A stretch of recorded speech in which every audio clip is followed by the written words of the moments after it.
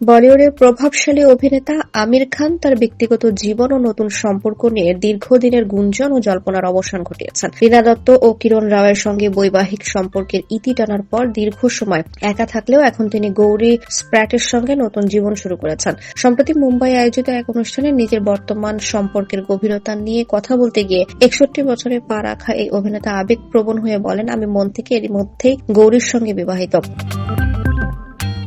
তিনি জানান যে তারা দুজনেই এই সম্পর্ককে অত্যন্ত গুরুত্ব দিচ্ছেন এবং একে অপরের প্রতি পুরোপুরি প্রতিশ্রুতিবদ্ধ। আমির ও গৌরীর এই রসায়ন এখন মুম্বাইয়ের টিনসেল টাউনের আলোচনার কেন্দ্রে রয়েছে। অভিনেতা জানান যে তারা বর্তমানে একটি সুন্দর সময় পার করছেন এবং সম্পর্কের ভবিষ্যৎ নিয়ে তারা ইতিবাচক। আনুষ্ঠানিক বিয়ের বিষয়ে আমির বলেন, বিয়ের মতো যে ধরনের নিয়ম কানুনকে সেগুলো সময় মতো আপনাদের জানাবো। আমাদের সম্পর্কটা আরো কিছুটা সামনে এগিয়ে যাক। অভিনেতা স্পষ্ট করে দিয়েছেন যে সামাজিক আনুষ্ঠানিকতা বা আইনি স্বীকৃতির চেয়ে তাদের মধ্যকার পারস্পরিক বোঝাপড়া ও প্রতিশ্রুতি এখন তাদের কাছে মুখ্য।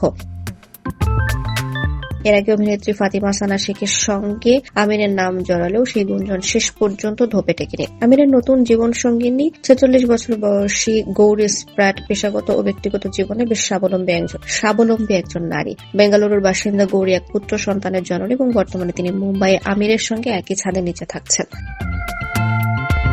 তাদের দুজনের মধ্যে বয়সের ব্যবধান 14 বছর হলেও সম্পর্কের ক্ষেত্রে এটি কোনো বাধা হয়ে দাঁড়ায়নি বলে ঘনিষ্ঠ সূত্রগুলো জানিয়েছে। আমিরের আগের 2 সংসারের সন্তান ও প্রাক্তন স্ত্রীদের সঙ্গেও গৌরীর হৃদ্যতাপূর্ণ সম্পর্ক গড়ে উঠেছে বলে জানা গেছে, যা আমিরের নতুন এই অধ্যায়কে আরো স্থিতিশীল করে তুলেছে।